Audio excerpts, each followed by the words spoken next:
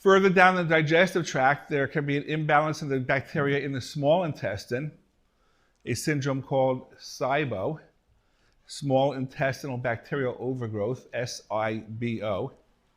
And this condition is diagnosed based upon a person's symptoms and also based upon, again, a different kind of breath test than the one you do for H. pylori. But nonetheless, there's a simple breath test that can be done. So that will tell you if there's an imbalance of microorganisms in the small intestine. And this is such a big problem that there's a drug company that invested hundreds of millions of dollars to invent the drug Xivaxan, which is a special antibiotic just to treat this. So it's a big deal problem. And if you have it, it screws up the absorption, because most of the absorption in your digestive tract takes place in the small intestine. SIBO interferes with the absorption of a long list of micronutrients and ultimately leads to immune dysfunction. Not a good thing to have.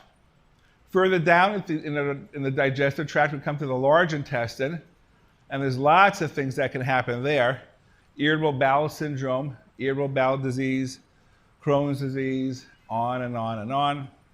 And these are all inflammatory disorders of the colon, which will interfere with how well the colon is able to reabsorb various fluids, water from your digestive tract, certain heavy metals, certain critical trace essential metals are absorbed in the colon. And when somebody has inflammatory bowel disease of the large intestine, it interferes with this kind of absorption. So the bottom line is that if you have problems with your digestive tract, you need to get it checked out, you need to get it fixed, otherwise you will wind up with another worse, severe, or chronic disease that you do not want to have. So the tests to check these things out are all FDA-approved tests covered by most insurance companies. Virtually any physician can order them. And there's treatments for everything. There's conventional treatments, such as I mentioned before, with antibiotics. And there's unconventional treatments, things like using various combinations of enzymes, different combinations of probiotics, acidophilus and related brethren. How many people here take probiotics? How many people have ever heard of something called a prebiotic? Very good. Prebiotics are substances, they're short-chain fatty acids, that are critical for the life and health of the probiotics. So prebiotics are found in things like fructooligosaccharides, and there's a long list of other short-chain fatty acids that are very helpful for the digestive tract, different forms of butyrate, which is very important. How many people have ever heard of butyrate?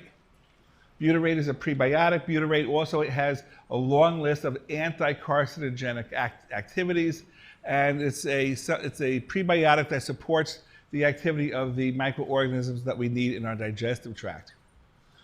So if there's an issue with somebody's digestion, indigestion, diarrhea, gas, bloating, constipation, abdominal pain, blood in the stool, check it out. Do not accept it as the new normal. Do not accept it as, oh, I just turned 30, 40, 50, doesn't matter, pick an age. All right? At any age, these things are abnormal. At no age are they normal. So if somebody's digestion isn't working well, you will wind up with other health problems. Take care of it.